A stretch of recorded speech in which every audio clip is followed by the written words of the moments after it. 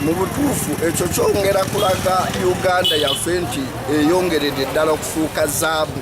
Ekyamagero kibaluseewo maama bw'azadde abaana 6 omulundi gumu ng'ababiri bawala ate abana balenzi, wabula nga kaweefube w'okwogera ne maama w'abaana bano agudde butaka oluvannyuma lw'okusangibwa ng'atwaliddwa mu woodi okuwummulamu. Kusinziira ku jjajja w'abaana bano ataagadde kulabikira ku kamera zaffe, atutegeezezza nti abaana abazaaliddwa babadde bazitowa kilo omuwadde 0.7 kilograms, 0.71, 0.73, 0.55, 0.57 ne 0.54.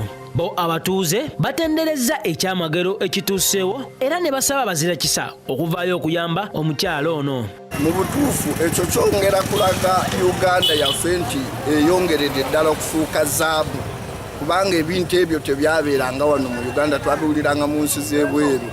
Ate mukisa munene nnyo ne taata waali asabe Katonda kubanga tekirabikalabika kusanga nti ozadde abaana 6. Naye nsaba gavumenti yaffe ne bw'aba taliiwo ne bw'aba ayina ne bw'aba talina tumukwasizeewo ffenna awamu, kubanga abaana 6 abo kiba kyetaaga buyambi.